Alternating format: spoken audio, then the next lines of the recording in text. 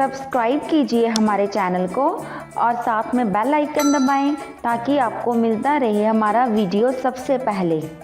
आज हम दिखाएंगे इन दोनों पराक्रमी योद्धाओं के युद्ध का परिणाम। द्वापर युग के सबसे पराक्रमी और अजय योद्धा पितामह भीष्म और अंगराज कर्ण दोनों ही ऐसे महान योद्धा थे जिनको कोई भी परास्त नहीं कर सकता था।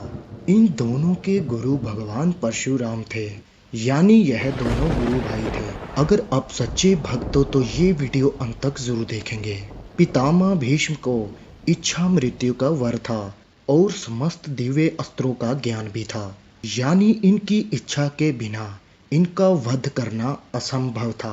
वहीं बात अंगराज कर्ण की करें, अंगराज कर्ण को जन्म से ही कवच कुंडल प्राप्त थे जो कि अजय थे और भगवान सूर्य का पुत्र होने के कारण अत्यंत पराक्रमी और तेजस्वी थे, इसलिए अंगराज कर्ण का वध भी कोई नहीं कर सकता था।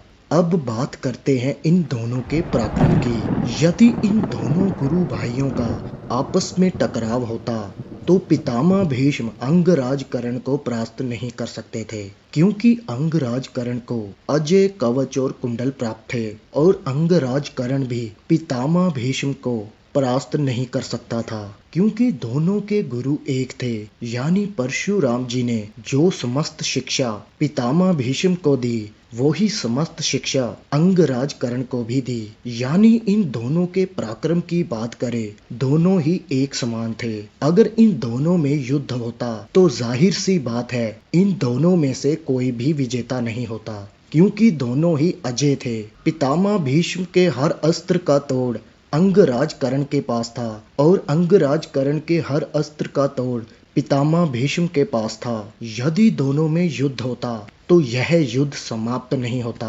बल्कि समस्त दिव्य अस्त्रों से भूलोक का विनाश अवश्य हो जाता। महाभारत के युद्ध में अपनी विवशता के कारण इन दोनों योद्धाओं को अधर्म का साथ देना पड़ा था और दोनों का ही छल से वध हुआ। अगर श्री कृष्ण पांडवों के साथ ना होते तो यह दोनों योद्धा एक ही दिन में युद्ध समाप्त कर देते। पांचों पांडवों में इन दोनों का सामना कोई भी नहीं कर सकता था। देवराज इंद्र धोखे से कवच कुंडल लेना, पितामह भीष्म का वध शिखंडी को धार बनाकर छल से किया गया। तो भक्तों, ये थी इन दोनों के पराक्रम की गाथा।